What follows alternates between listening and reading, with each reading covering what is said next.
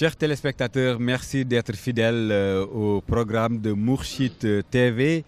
Actupo revient, votre émission qui passe au peigne fin toutes les questions brûlantes de l'actualité politique nationale. Alors aujourd'hui, c'est encore avec un énorme plaisir que nous accueillons sur ce plateau. Vous comprendrez que nous avons aujourd'hui changé de décor. Monsieur Ibrahim Ndiaye, il est membre du directoire de l'APR, par ailleurs directeur général de l'APDA. Monsieur Ndiaye, encore merci de revenir à Actupo. Merci beaucoup Saleh pour cette invitation. Je crois que c'est la énième fois que nous sommes là pour débattre, pour parler donc des questions brûlantes de ce pays-là. Merci. Avec nous également, Monsieur Mohamedou Faye. Mohamedou Faye est membre du directoire du Parti démocratique sénégalais. Monsieur Faye, merci de nous faire cet insigne honneur d'être avec nous. Merci bien, Monsieur Saleh. C'est un réel plaisir pour moi également de participer à cette émission qui, en tout cas nous l'espérons, participera à l'éveil de conscience des Sénégalais. Merci bien. Alors, entrons dans le feu brûlant de l'actualité politique ou internationale. C'est l'affaire Charlie Hebdo. Alors, les attentats de Paris, Monsieur Ndiaye, sommes-nous obligés d'être Charlie ou Kouachi? Je ne le pense pas. D'ailleurs, cette qualification ne me paraît pas justifiée.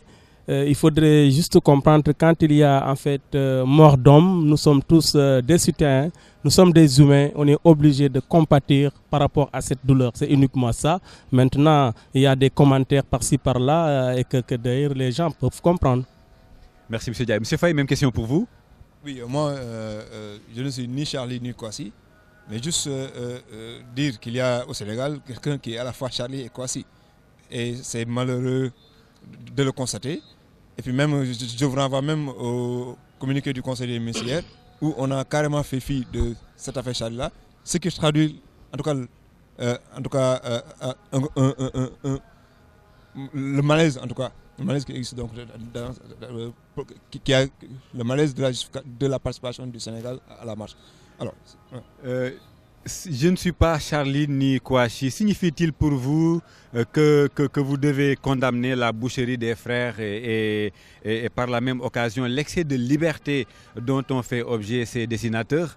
Alors moi je ne parlais pas de boucherie. Je ne parlais pas de boucherie et je vais adopter l'attitude du pape quand même, l'attitude du pape François, qui dit qu'on ne s'attaque pas aux croyances des gens, qu'on ne s'attaque pas à la foi des individus. Alors tous ceux qui s'attaquent à la foi, à la croyance des individus, doivent s'attendre évidemment à des réponses. Alors il faudrait que tout le monde ait raison gardée, que liberté d'expression ne veut pas dire faire ce que bon nous semble.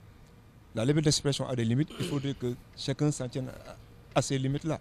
Voilà, mais quand même, et il faut d'abord fustiger l'attitude de ce journal qui peint tout le temps, qui tend en tout cas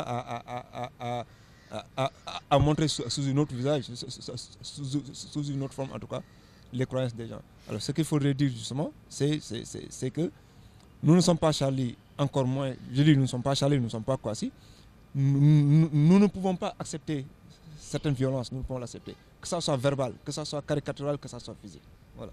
Alors en observant le critique nécessaire, en tout cas pour un verdict susceptible de résister tant soit peu à l'usure du temps, est-ce que la loi du talion devrait aujourd'hui prévaloir, M. Ndiaye? Je ne le pense pas. C'est une façon de dire que j'ai bien compris en fait la position de M. Faye, qui a en fait compris l'attitude du président de la République, M. Macky Sall, qui a pu donc interdire l'apparition donc du journal Libération le lundi donc suite donc à ces agressions donc envers l'islam. Le président Macky Sall, en tant que musulman pratiquant, je pense qu'il ne pouvait pas faire autrement. Donc vraiment à ce niveau-là, nous le remercions au passage. Maintenant, vous savez, nous sommes tous des musulmans et d'ailleurs on a vraiment appris avec un pincement de cœur cette caricature donc du prophète. Moi, et d'ailleurs d'autres personnes d'ailleurs l'ont visité à travers le net. Ça fait mal quand on est musulman d'apprendre que son prophète est caricaturé par-ci par-là. C'est une façon de condamner en tout cas ces pratiques-là. Et d'ailleurs, moi je pense qu'ils ont pris note. Parce qu'à ce niveau-là, ils ont été certes agressés, mais je pense que dans l'avenir, ils prendront quand même compte de cela, parce qu'on ne peut pas accepter que le prophète Mohammed, paix et salut sur lui, soit vraiment caricaturé par qui que ce soit. Oui, mais moi, je voulais intervenir là-dessus. Je ne comprends pas et je ne suis pas du tout l'attitude du président de la République. Parce que quand même, avec le mois de décembre, quand même, un mois très riche en événements religieux, le Magal, le Gamou, les fêtes de Noël quand même, le président n'avait pas à être présent là-bas. Il n'avait pas du tout, alors là, pas du tout à être présent à Paris, d'autant que dans cette marche même, il y avait des caricatures du prophète Mohammed. Donc pour dire simplement que le président de la République doit toujours mesurer la température de son peuple, connaître la température de ce peuple et agir en conséquence. Bon, mais quand même c'est une attitude en tout cas qui ne me surprend pas, vu quand même depuis le début, le président de la République, on l'a tous entendu, hein, que les chefs religieux c'était des citoyens ordinaires, etc. Donc pour moi c'est une cohérence, c'est une continuité, c'est une suite logique, c'est ce qu'il dit. Voilà. Mais nous revenons plus amplement sur la présence du chef de l'État à Paris. Alors, en ce moment, qui échapperait si par exemple, la loi du talion devait prévaloir, qui échapperait? Personne. Il faudrait que ceux qui attaquent sachent que s'ils attaquent des gens, certainement il y aura des réponses. Ça c'est clair. Il faudrait que les gens arrêtent d'attaquer. Et arrête aussi de blasphémer, arrête de parler des croyances des autres. Parce que nous sommes tous de près ou de loin souillés par le mal, en tout cas. Quel mal? Qu'on aura fait à l'autrui. Oui, mais justement, parler de la croyance, parler de son prochain, conçu d'avoir un mal. Alors il ne faudrait pas que vraiment ces gens-là, sous l'autel de la liberté d'expression, sous l'autel de la liberté de la presse, puissent dire n'importe quoi sur n'importe qui.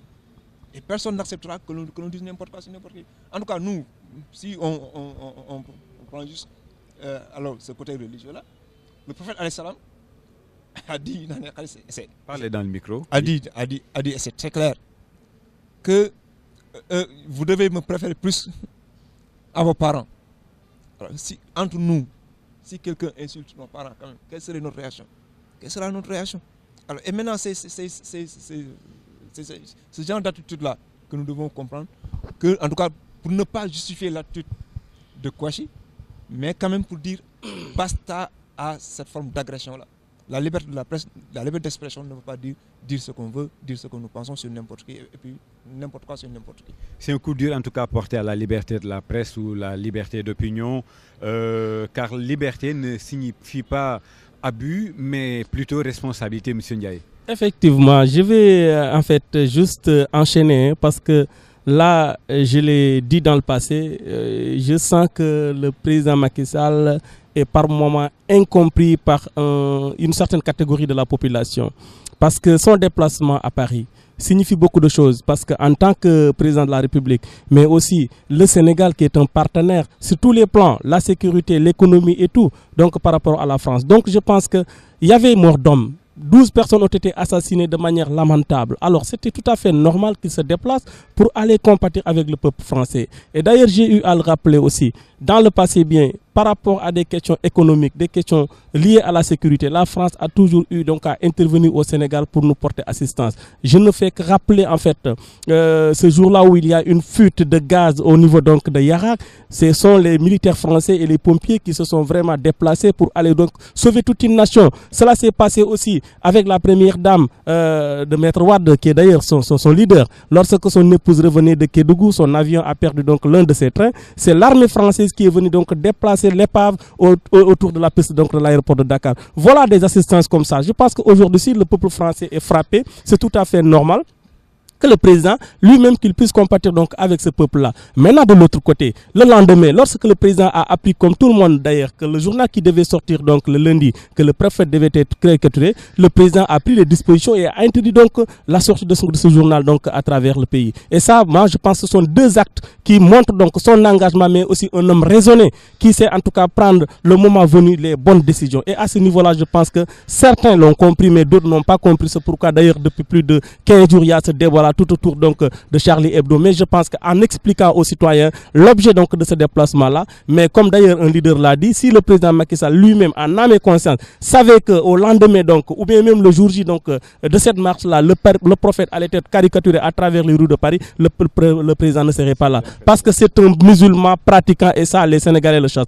Parce qu'il ne reste pas 15 jours sans se déplacer pour aller donc voir les familles religieuses, les accompagner sur tous les plans. Là, bon, on a posé la première pierre pour l'autoroute donc Thiès-Touba. Ça, c'est significatif. D'ailleurs, le président est en train de dérouler un ensemble d'actions à travers donc les familles religieuses. C'est dommage qu'aujourd'hui aussi, il y a une classe politique en manque donc... non, je sais, il utilise en fait des remèdes parce que quand on n'a pas assez d'arguments, on s'agrippe donc sur des débats comme ça pour pouvoir justifier donc ces carences-là. Je pense que ça ne passera pas parce que les gens sont là quand même pour remettre les choses à l'heure. En tout cas, moi, ce que je veux dire, c'est que en fait, ce que dit M. est très grave. La France intervient dans certains domaines, c'est vrai. Elle nous appuie, c'est vrai. Mais est-ce une raison pour la France de faire ce qu'elle veut, n'importe quoi, dire n'importe quoi? Faites le lien. Je ne pense pas. Faites le lien entre les deux choses que je suis. Moi, je fais un raisonnement. Critiquer un principe est un droit inaliénable. Oui. C'est quoi le principe critiquer? Mais railler, se moquer en tout cas de la foi des autres. Justement, ça, ce n'est pas critiquer. Ça, c'est se moquer de la foi des autres. Et c'est ce que les gens n'ont pas accepté aussi. Ce que les gens n'ont pas accepté. Moi, vraiment. Nous l'avons tous condamné. Je pense que ça, on n'en disconvient pas. Je prends l'attitude et j'adopte. J'épouse fondamentalement l'attitude du pape François. Franchement, ça, c'est l'attitude responsable. Et ensuite, quand même, le président Macky Sall, à chaque réponse, on se rend compte qu'on a fait des erreurs. On essaie de rectifier. À chaque rectification, c'est une erreur en plus. Et la preuve en tout cas, que ça a été une pomme. Ça a été une pomme difficile à avaler, en tout cas, à avaler pour le régime. C'est que lors du dernier Conseil des ministres, le communiqué n'en a même pas parlé. Alors que c'était un déplacement officiel du chef de l'État en France. Le communiqué du Conseil des ministres a rappelé le déplacement du chef de l'État en Algérie, au Burkina, et il a fait fi du déplacement du chef de l'État en France. Pour dire qu'il y a un malaise total. Il y a un malaise total. Votre participation à cette marche-là a été une erreur catastrophique. Je pense qu'il y a des choses à préciser à ce niveau-là, M. Faye. C'est juste. Non, voilà, je vais juste ouvrir une parenthèse pour lui faire comprendre qu'un Conseil des ministres, ça se passe toute une journée. On ne peut pas en fait tout reproduire sur un papier parce que c'est un texte. Oui, c'est une synthèse. Là, je sais de quoi je parle. Ça, c'est vous qui le dites. Hein? Non. Écoute, je vous dis, un Conseil des ministres, on aborde plusieurs questions. C'est pas en fait tout ce qui est dit dans le Conseil qu'on va mettre sur papier. Ça, vous le savez autant que quiconque. Donc, non, c'est ça. On prend en fait des grandes lignes qu'on va traiter. Mais l'agenda du président l'a lu quand même. Même à ce niveau-là, parce que par rapport aux activités du président, je dis, il y a toujours des synthèses que les gens doivent effectuer. Parce que le président est sur le terrain. C'est pas un président qui est là au palais en train de dormir. Il bouge de tous les jours parce que vous l'entendez aujourd'hui, il est en Algérie, demain il est au Burkina. Pourtant le président a fait cap au Burkina. Cela n'a pas été relaté dans le conseil. Non, écoute. Non, j'ai le conseil avec moi. Je te dis, on ne fait qu'une synthèse pour... On ne peut pas en fait mettre tout ce que le président fait à travers le conseil. Donc, on n'entend pas beaucoup le chef de l'État lorsque, par exemple, des Nigériens sont tués. Il est le premier. Et ça, vous le savez tous, à demander à ce qu'on envoie en fait des militaires au Mali, au Burkina, un peu partout. Et d'ailleurs, il est le premier à donner le geste. Parce que lorsque les Maliens étaient agressés, le président était le premier président. Le Sénégal est présent dans tous les théâtres. Ils sont partout dans le monde. Et puis là, nous le saluons parce que par leur professionnalisme, déjà, l'ONU est en train de saluer quand même la présence du Sénégal partout dans le monde. Donc vraiment, à ce niveau-là, le président a donné un bon exemple. Et je pense que là, les Nations Unies l'ont bien salué. Alors, on mobilise le monde entier et pourtant Boko Haram continue à commettre des atrocités. Alors, qu'est-ce que cela vous fait dire? Cela traduit simplement qu'il y a deux catégories de morts, il y a deux catégories d'individus dans ce monde. Il y a les Occidentaux, 12 morts, et on amène le monde. C'est regrettable, 12 morts, regrettable. Une mort même regrettable. Beaucoup parlent même d'une politique de déstabilisation du continent. Mais en fait... Au-delà même d'une politique de stabilisation, et tous les chefs d'État qui sont présents à Paris en tout cas, venaient pour soutenir la mère patrie en réalité. Malheureusement, on nous a ramené nos grands-pères les Gaulois. 200 personnes tuées par Boko Haram. On n'a entendu personne, aucun chef d'État africain n'a réagi. Aucun. Même Macky Sall n'a pas réagi. 12 Français sont tués, on se déplace. Non seulement pour aller à l'ambassade signer le livre d'or, mais on se déplace jusqu'à Paris pour participer à cette marche-là. comme s'il y a une catégorie de personnes beaucoup plus importante qu'une autre catégorie. Alors, il nous faut revenir vers les fondamentaux.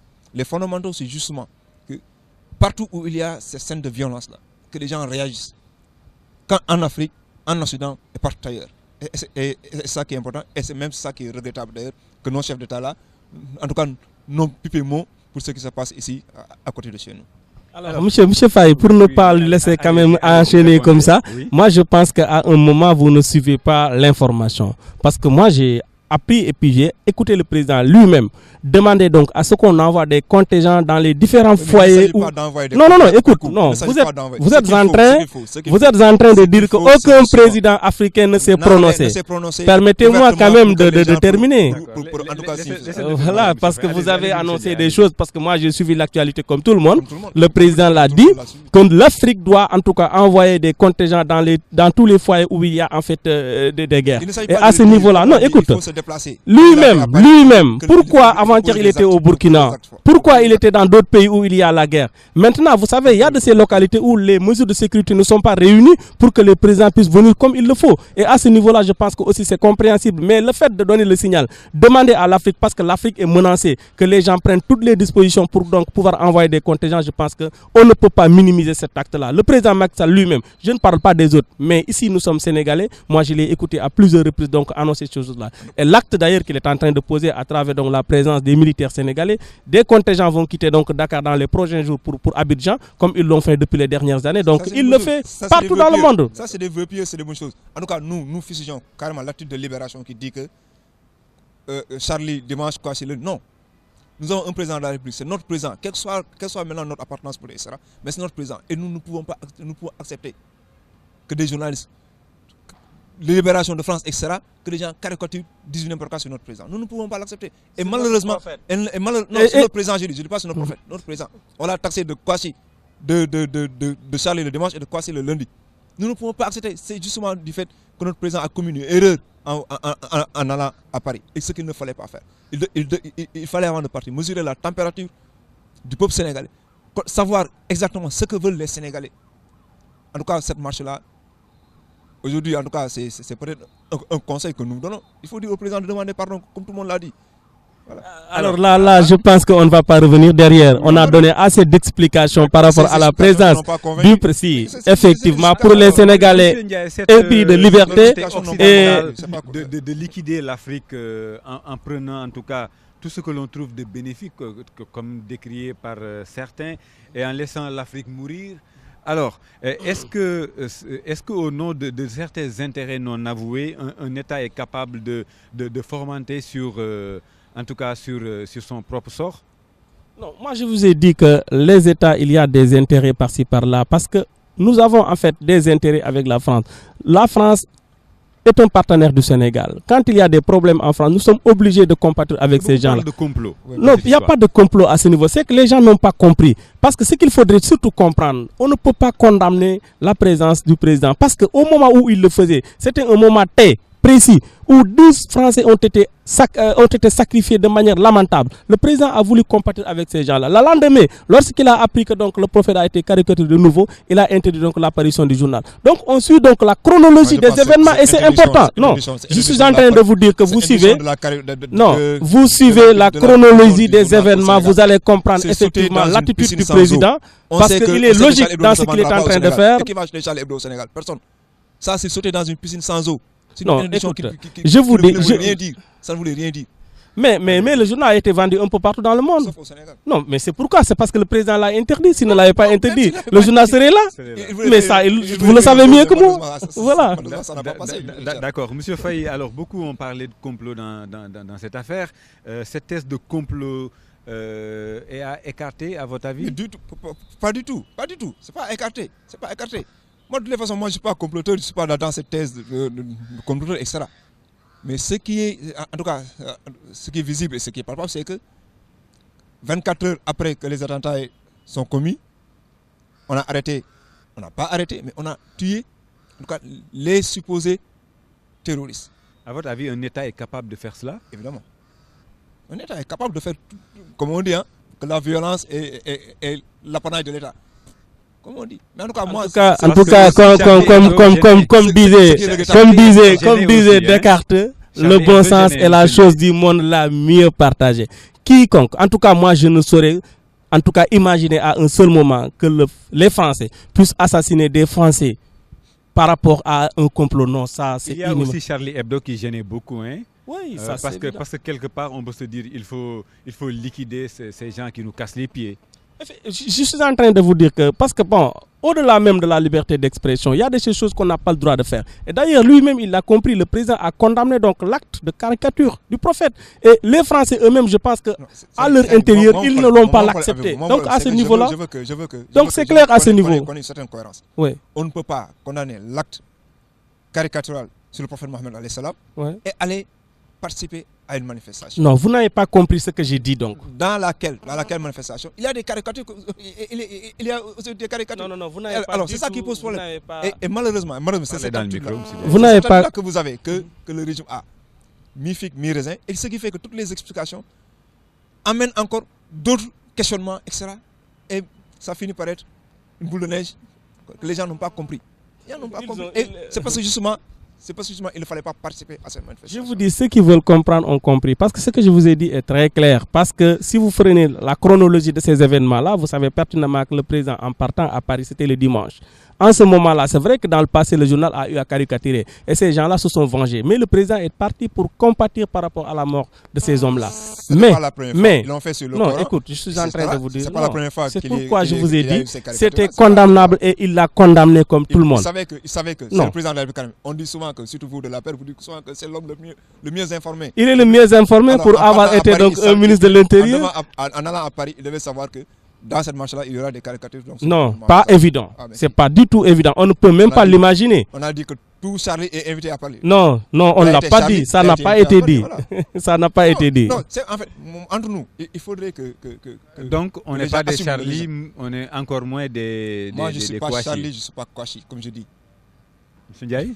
Je ne voudrais même pas en fait faire un rapprochement entre ces trucs-là. Franchement, j'aime pas trop entrer dans ces détails parce que... Maintenant, le projet de loi sur les universités, c'est pratiquement le dialogue des sourds entre la tutelle et les syndicalistes, les enseignants du supérieur. En tout cas, c'est un projet qui est venu à son heure. Comme d'ailleurs beaucoup l'ont vu, parce que d'ailleurs il y a André Malraux qui le disait, le 21e siècle sera spirituel ou ne sera pas. Vous savez que dans les universités, il y a beaucoup de problèmes. Il y a des problèmes d'hébergement. Les étudiants ne parviennent pas à suivre les cours dans les amphithéâtres comme il le fallait. Mais aussi l'autre problème qu'il faut surtout souligner, c'est que l'enseignement n'est pas adapté par rapport à l'entreprise. Et d'ailleurs, les réformes vont dans ce sens-là. Parce que moi, à mon niveau, j'ai vu que on sent qu'au Sénégal actuellement, vous allez voir les étudiants qui sortent de l'université avec des masters 1, master 2. Mais après donc l'université, ils sont obligés donc d'aller à l'entreprise ou bien d'aller dans des instituts de formation pour pouvoir se spécialiser. Et d'ailleurs, nous sommes du ministère de la formation professionnelle. Les demandeurs d'emploi au Sénégal, 5% de ces demandeurs-là n'ont pas une qualification. Rien que cela, ça mérite quand même des réformes. Je pense que donc cette réforme est venue à son heure. Maintenant, il y a quand même des explications à faire pour faire comprendre à ces gens-là qu'ils n'ont absolument rien à perdre. Maintenant, l'État est en train de débloquer beaucoup de moyens parce que hier, donc, la première pierre a été posée avec 65 milliards pour Diamniadio.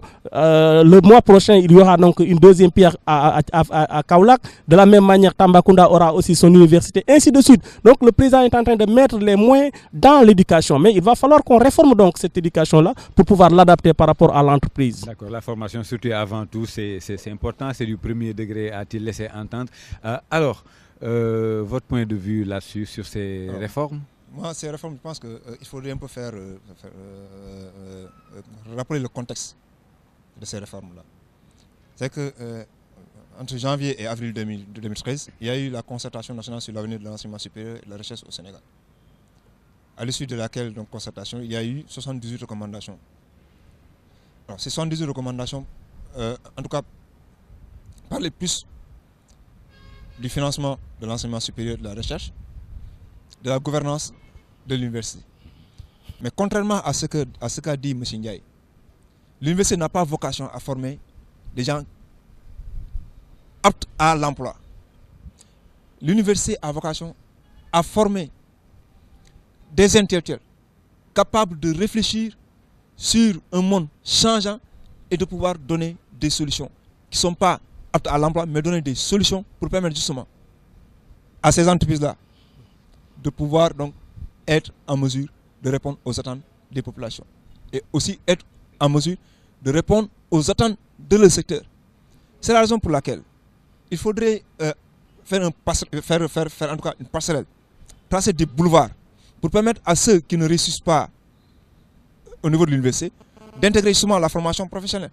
Ou bien dès le secondaire, à partir du secondaire, que les gens choisissent de faire une formation professionnalisante, une formation professionnelle apte à l'emploi. Ce qu'il faudrait dire, c'est que ce projet de loi d'orientation, le seul problème qui se pose se situe au niveau de la gouvernance de l'université. Et à ce niveau-là, vraiment, les enseignants ont tout à fait raison. Parce que quand même, on ne peut pas accepter que dans une université, il y ait un conseil d'administration. Conseil d'administration dans lequel siègent des gens qui n'ont rien compris de l'université, qui ne sont pas universitaires, et qui définissent les curricula de formation, qui définissent les matières à enseigner, etc. Mais non, ça dévoie même la vocation de l'université. Et c'est la raison pour laquelle, moi, sur ce point précis, j'apprécie fondamentalement, en tout cas, le comportement des enseignants. Sur les autres points, mais même sur les autres points, particulièrement sur le financement, les étudiants sont d'accord d'augmenter les frais d'inscription. C'est la raison pour laquelle cette année, c'est 25 000 pour les master 1, pour les L1, L2, licence 1, licence 2, licence 3. Je pense que c'est 50 000 pour les masters, etc. Master 1 et 2, c'est 75 000 pour les thèses. Les gens ont accepté de faire des sacrifices pour rehausser, en tout cas pour redynamiser notre enseignement supérieur et notre formation professionnelle, particulièrement notre enseignement supérieur. Mais il faudrait que l'État aussi, en disant, comme il a dit tout à l'heure, le président de la République a mis énormément de moyens. Je pense qu'il ne faut pas se glorifier de cela. C'est ça le rôle d'un État. C'est de financer l'enseignement supérieur. Mais monsieur Faye, sur le premier point, on a beaucoup parlé, on dit que c'est pour une meilleure ouverture sur le monde du travail. Non, mais justement, ce que je dis, c'est-à-dire qu'il ne faut pas avoir cette vision-là de l'université. L'université n'a pas vocation à former des ouvriers. Heureusement qu'on a en face quelqu'un de la formation professionnelle. À quoi sert alors la formation professionnelle? L'université n'est pas là pour concurrencer la formation professionnelle. C'est un palliatif. C'est un palliatif. À partir du secondaire, l'élève devra choisir. Moi, je dois faire une formation professionnalisante. Donc, j'intègre les écoles de formation professionnelle. Et c'est là où l'État doit, justement, faire des réformes, des conseils d'administration là, pour dire aux entreprises, venez, investissez dans la formation professionnelle pour pouvoir répondre à vos attentes. Mais si on dit aux entreprises, allez siéger au niveau du conseil d'administration des universités, à quoi bon? Alors que la vocation de l'université, en tout cas à mon humble avis, ce n'est pas de former des gens prêts à l'emploi, ce n'est pas de former des ouvriers, etc. Mais plutôt c'est de former des cadres capables de réfléchir sur un monde changeant. D'accord. Alors, je pense qu'il y a des choses que je dois tout de suite préciser avant qu'on continue. Allez-y. Et d'ailleurs, je n'ai pas compris, parce qu'eux, peut-être, ils n'ont pas compris la ligne de conduite, la vision qui a été dégagée pour la réforme. Je le pense bien. Parce que le fait de dire que ceux qui doivent faire la formation professionnelle ne doivent pas atteindre le niveau bac, je pense que c'est ce que vous avez dit. Parce que vous avez dit que c'est à part de la classe. Non, ça. Je n'ai pas prononcé le mot bac. Moi, j'ai fait juste un parallèle par rapport à ce que vous avez dit, parce que vous avez dit après le BFM, l'individu peut choisir une branche, aller se spécialiser. Vous avez prononcé le BFM. Non, j'ai dit secondaire. La classe 3e, vous avez dit. Pas dit ça. Qu'est-ce que vous avez dit alors? J'ai pas dit ça. Non, vous avez fait allusion à un certain niveau d'études. Non, c'est pour vous dire que d'abord, les grandes nations, les pays où il y a en fait le développement, si vous prenez par exemple... Arrêtez ces comparaisons-là. Non, écoutez, ces comparaisons n'existent pas. Nous avons nos réalités, nous avons notre contexte. Arrêtez ça. Permettez-moi, vous allez me permettre de clarifier. Vous allez me permettre de clarifier certaines choses. Moi, je suis en train de vous dire qu'aujourd'hui, nous avons besoin plus que jamais dans la formation professionnelle des universitaires, des gens qui ont le cap bac plus quelque chose. Ils donc doivent se spécialiser dans un domaine bien déterminé. Ça, c'est pas à l'université qu'on Non, écoute, si des universités, il y en a encore. Vous prenez, je vous dis, prenez exemple sur des pays où le secteur tertiaire s'est développé. Il y a des instituts du design. Vous partez à Tunis, il y a un institut du design. Ah, non, écoute, je suis en train de vous dire, ce sont des instituts où les gens en sortent avec des bacs plus 4. Non, c'est professionnel. C'est pourquoi je vous dis, le problème, c'est pas le diplôme. L'université. Vous confondez diplôme Non. et connaissances C'est-à-dire. et connaissances professionnelles. Non, je vous dis, le diplôme est endossé sur cette connaissance-là. On est à bac plus 5, on est ingénieur. Non, c'est bac plus 5. C'est Mais pour... on est pointu sur un domaine précis. C'est pourquoi je vous ai dit que tout est lié. Vous ne pouvez pas séparer les deux. Vous ne pouvez pas séparer les deux. Quelqu'un qui n'a pas un niveau de... Votre logique, c'est que c'est de faire un ministère de l'enseignement supérieur, de la formation professionnelle et de la recherche. Alors, non. Pourquoi vous l'avez séparé alors? Le président a tout à fait raison d'avoir donc mis la formation professionnelle, l'artisanat dans un même département ministériel. À ce niveau-là, c'est pourquoi je vous ai dit, alors il faudrait donc comprendre cette réforme-là. Parce que c'est là que nous voulons aller. Je vous ai dit qu'aujourd'hui, nos universités, l'enseignement dispensé n'est pas adapté par rapport au marché de l'emploi. Et ça, c'est clair. Vous ne pouvez pas me dire que ces centaines de milliers d'étudiants formés aujourd'hui dans nos universités ne doivent pas sortir pour entrer dans le marché de l'emploi, dans les entreprises. Vous me dites qu'ils sont là pour dégager une réflexion. Non, je suis désolé. Ils sont appelés à participer. C'est ça donc. Ne me dites pas que l'université ne crée que... Je dis que tant c'est pas ça. Il faudrait qu'une frontière soit bien tracée entre la formation professionnelle. Et c'est là où il faudrait parler d'adéquation, formation, emploi.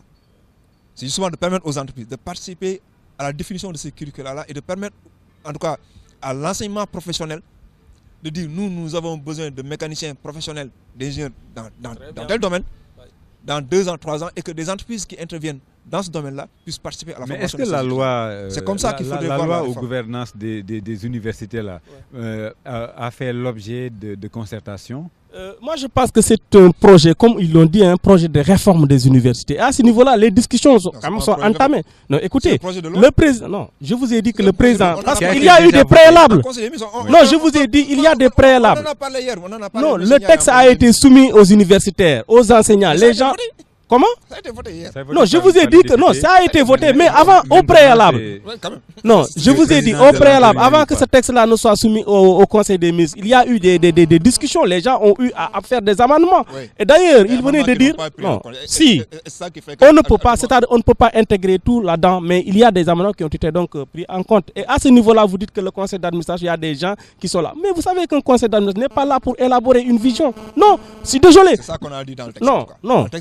Désolé, les conseils d'administration sont là pour donner... 10 personnes, en tout cas, sont nommées par le ministre. Mais la tutelle affirme en tout cas la double pertinence de cette loi, la tutelle. Oui, mais évidemment, quand la tutelle élabore un projet de loi, fondamentalement, mais elle va apprécier la pertinence de ce projet de loi-là. Ça, je pense, en tout cas, c'est la chose la plus normale. Mais est-ce que de l'autre côté, les autres acteurs ont apprécié positivement donc ce qu'il a cette loi? Parce qu'il n'y a que le SAMES qui est contre. Donc, moi, je pense que ici c'est important. Vous savez, la majorité en fait des acteurs sont d'accord avec donc. Pourquoi justement le SAMES demande le départ du ministre alors que c'est une loi, un projet qui date de 2011? Non, c'est pourquoi je vous ai dit qu'on ne peut pas peut-être satisfaire tout le monde. Mais par rapport à l'état actuel de l'université sénégalaise, la situation actuellement de l'enseignement, l'État est en train donc d'injecter beaucoup d'argent. Il va falloir qu'il y ait des réformes pour que l'université, les sortants de l'université puissent entrer directement dans le marché de l'emploi. Et ça, je pense que c'est tout à fait légitime. C'est normal, ça ne doit pas être un discours. Voilà, donc. Un discours dont on se glorifie. Ça, c'est normal que l'État injecte des milliards pour la qualité pour renforcer, pour améliorer la qualité de l'enseignement supérieur au Sénégal. Voilà, quand on pose une première pierre pour l'université, mais c'est normal. Il faudrait que nous redistribuions la carte. Il ne s'agit pas seulement de poser une première pierre et d'injecter des milliards dans l'enseignement. Il va falloir aussi y mettre un contenu. Et c'est ça d'ailleurs le rôle de l'État. Et c'est ce que le président est en train de faire à travers donc, ce projet de loi. Au Conseil supérieur de la magistrature, il n'y a que des magistrats. Au Conseil supérieur de la magistrature, il n'y a que des magistrats. Au Conseil d'administration de l'université, il doit y avoir que des universitaires. Non, c'est pas évident. C'est pas évident. Là, je suis pas d'accord. Le fait de demander au président de la République de ne pas promulguer cette loi qui est déjà votée, ne signifie-t-il pas, en tout cas, demander au président de désavouer donc son gouvernement? Mais c'est ça que ça veut dire exactement. Mais non seulement de désavouer son gouvernement, mais lui-même de se désavouer. En réalité, quand on n'est pas d'accord sur une chose, mais on demande évidemment au président de la République de ne pas promulguer cette loi-là. Je pense que c'est ça qui est la logique. Mais les enseignants ne pouvaient pas demander au président de promulguer la loi, étant entendu qu'eux-mêmes, ils sont contre cette loi-là. Contre cette loi. M. Ndiaye? Voilà, moi je dis que la majorité donc a accepté donc cette loi-là. Je dis Quelle la majorité? majorité, Quelle les majorité? S'il y a acteurs un du secteur critère de de l'éducation. définition Non, non, non. Les acteurs La de majorité s'est l'éducation, dégagée. c'est Quelle majorité? Il n'y a pas de critère de définition de cette majorité. Non, il y a les acteurs de l'éducation ont accepté Les ce acteurs principe. sont Donc, regroupés autour d'organisations syndicales. mais effectivement, donc. L'organisation syndicale, en tout cas la mieux représentative. Non, ne dites pas la mieux représentative parce qu'il y a plusieurs centrales syndicales. Alors, la majorité de ces centrales ont accepté donc le principe. Je pense qu'il va falloir qu'on promulgue cette loi. Nous savons ce qui se passe. Nous sommes pur produits de l'université sénégalaise. D'accord. Nous savons ce qui se passe. Donc, il n'y a pas de critère de définition d'une majorité quelconque. Les gens ne sont pas d'accord et ils ont posé en tout cas, ils ont mis sur la table en tout cas des alternatives crédibles pour dire au gouvernement, nous ne sommes pas d'accord, non pas sur la totalité des revendications, mais sur ce point précis, nous ne sommes pas d'accord. Et je pense que c'est tout à fait légitime. D'accord. Maintenant, l'affaire Karim Wade, où en sommes-nous? Bon, où en sommes-nous? Il faut le demander aux gens de la paix. Parce que, non, en fait, Aux gens de la paix? Ah oui, non, en fait, moi, je ne parle même pas à la justice. Il faut le demander aux gens de la paix. En réalité, parce qu'il faut un peu rappeler le contexte. Alors, juste après 2000, après 2012, il y a eu l'euphorie de la victoire, c'est vrai, etc. Alors, les gens ont parlé de dilapidation des deniers publics, etc. On a amené des convocations à tout le monde, à Karim Wade particulièrement, qui n'était pas au Sénégal. Et ça, il faut le rappeler. Il était à Londres. Il s'est déplacé parce que justement, il veut que, une bonne fois pour toutes, que cette affaire-là soit tirée au clair, que la loi soit dite. Qu'est-ce qui s'est passé? Il y a un procureur qui s'est levé faire une conférence de presse, étalage, en tout cas monter une liste de gens qui vont être arrêtés. De prime abord, on passe de présumé innocent à présumé coupable. C'est malheureux. Et depuis 2 ans, on l'a enfermé à la recherche de preuves. Il y a eu des commissions rogatoires. On a dépensé énormément d'argent. Et je pense qu'après, vous allez faire les comptes et mécomptes du procès de Karim Wade. Vous allez faire ces comptes et mécomptes-là. On a envoyé énormément de commissions rogatoires. Qu'est-ce que les gens ont ramené? Absolument rien du tout. Ceux qui disaient que Karim Wade a effectivement pris des milliards, Latif Coulibaly, on le cite, le ministre Amadou Dansokho, on le cite, ils ont dit que Karim a pris 2000 milliards. Où est-ce que nous en sommes? Absolument rien du tout. Et malheureusement, depuis 3 ans, le procès dure. Et ça lasse. Les Sénégalais commencent à se poser des questions. Et par manque de preuves, maintenant, on utilise la violence. Et c'est ça qui est regrettable. D'accord. M. Ndiaye? Voilà, en fait, par rapport à ce procès-là, je pense qu'il y a beaucoup de choses à dire. Hein, parce que il me permet tout simplement de dire que, en droit, on dit que le degré, en fait, de preuve doit être proportionnel au degré d'accusation. Parce que la CREI a été créée, pas par Macky Sall, mais par un régime précédent. Non, écoute. C'est pas Macky Sall. Non, la CREI est là avant 2000. Non, écoute. Non. Ceux qui l'ont créé, nous ne l'ont même pas utilisé. Ils ne l'ont pas utilisé, mais ils l'ont créé. Et ça fait partie de l'architecture. Permettez-moi quand même de raisonner un peu. Je vous ai laissé le temps nécessaire d'expliquer. Je vous ai laissé le temps nécessaire d'expliquer. Je ne suis pas juriste.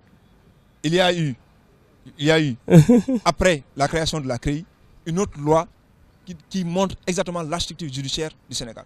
La CREI n'y figurait pas. Donc, la CREI n'existait plus au Sénégal. Quand Macky Sall est venu pour des règlements de compte politiques, on a. Alors, je suis désolé. Patrick, je l'ai laissé le temps nécessaire de s'expliquer. Oui, je pense que c'est important. Voilà, donc vraiment, tout reprend la parole avec tout le respect que je vous dois. Voilà, donc permettez-nous au moins de vous expliquer. Je vous ai dit que la CREI fait partie de l'architecture institutionnelle du Sénégal. Elle n'a jamais été supprimée. Même si vous avez vu un texte dans lequel la CREI n'y figure pas, cela ne veut pas dire que c'est supprimé. Si c'est supprimé par un texte. Non, ça vous le savez. Ça c'est la vérité. Il y a un décret qui abroge, qui remplace un décret existant. Mais ça n'a jamais été fait. Donc à ce niveau-là, je pense que la CREI a été créée par un régime précédent. Maintenant, je veux venir juste sur le cas Karim Wade. Parce que vous êtes en train de dire, vous êtes Sénégalais, épris de liberté, mais aussi d'une vision. Et je pense qu'à ce niveau-là, même d'ailleurs, certains qui étaient là en 2008-2009 ont eu à le dire. Le président Macky Sall a donné autant de pouvoir à son fils, plus de 5 postes ministériels pour un seul Sénégalais, pour une seule personne. C'était plus de... Non, permettez-moi de terminer. Plus de 25... Laissez-le terminer, s'il vous plaît, M. Faye. En tout cas, nous avons des organes de contrôle. qui ont contrôlé sa gestion et qui n'ont rien dit sur sa gestion. Non, non. Personne ne l'a contrôlé. Au moment où l'Assemblée nationale, pour preuve, non, écoute, je suis en train de vous dire que au moment où l'Assemblée nationale a voulu écouter le président, le fils du président, son père a dit niet et il a renvoyé d'ailleurs le président de l'Assemblée nationale à l'époque. Donc ne dites pas que les organes de contrôle n'ont jamais contrôlé Karim Wade. C'est uniquement après donc le règne de son père. Permettez-moi, parce que sinon aussi... Laissez-le terminer. Voilà, je pense que... Non, ce que je suis en train de dire, c'est toute la vérité. Vous savez, pourquoi c'est gênant? Parce que si aujourd'hui on est accusé d'avoir donc gardé envers soi plus de 1000 milliards ou bien 500 milliards, même si c'était 100 millions, moi je dis que le mieux c'est de justifier quand même la provenance de cet argent-là, de dire que voilà, moi j'ai commencé à travailler en 2000, en 2012, voilà j'ai eu 100 millions. Ces 100 millions-là, voilà les 50 millions, c'est mon salaire, les 50 millions restants, c'est l'origine, ça provient de mes sociétés que j'ai installées donc un peu partout au Sénégal. Ça aurait suffi quand même comme justificatif, mais Karim Wade ne l'a jamais fait. Écoutez, votre problème c'est... Permettez-moi de vous expliquer. Et aujourd'hui, vous êtes en train de rendre un mauvais service à Karim Wade. Parce que le fait de dire à Karim boycotter ce procès-là, c'est une façon de lui rendre un mauvais service. La meilleure solution, c'était de venir justifier d'abord la provenance donc licite de ces ressources-là. C'est pas le justifier. Non. C'est pas le justifier. Vous êtes en contradiction avec vos propos. Non, pas du tout. De liberté. Oui, c'est pourquoi je vous ai dit que... Vous accusez quelqu'un, à vous maintenant de dire... Ça ne fonctionne pas comme ça. Ça ne fonctionne pas comme ça. Est-ce que Karim Wade a le droit de refuser de comparaître? Oui, et le droit le lui permet. Oui, pourquoi? Le droit le lui permet, ça c'est des textes juridiques. Le droit le lui permet. Comme le droit aussi permet, en tout cas au tribunal, de poursuivre. C'est ce qui a finalement réduit ses avocats au silence. Comme si Karim Wade était là. C'est ça le droit. Il ne faut pas dire que Karim n'a pas le droit. Il a bien ce droit-là. Et ce refus a fini par réduire ses avocats au silence. Ce refus n'est pas venu aussi ex nihilo. Qu'est-ce qui a précédé? Qu'est-ce qui a présidé à ce refus-là? Qu'est-ce qui a précédé? Quels sont les événements qui ont précédé? On est dans une cour où on explique les avocats. On est dans une cour où on ne permet pas aux témoins à déjà d'expliquer. On est dans une cour où le président fait ce qu'il veut. Mais non, quand moi je sens qu'à un moment donné, que mes droits ne sont plus respectés, mais j'ai le devoir, en tout cas, j'ai le droit de dire que je ne participe pas à mon inculpation.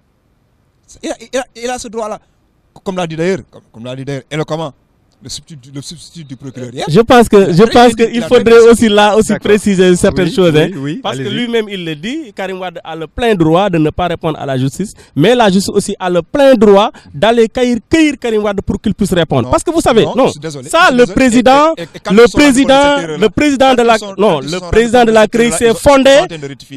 de la CREI s'est fondé sur un article que vous connaissez autant que moi, pour vous dire qu'ils ont carrément le droit d'aller prendre Karim Wade pour qu'il puisse venir répondre. Vous savez, les gens ont voulu, en marque d'argument, ils n'ont pas de justificatif par rapport à ces accusations-là.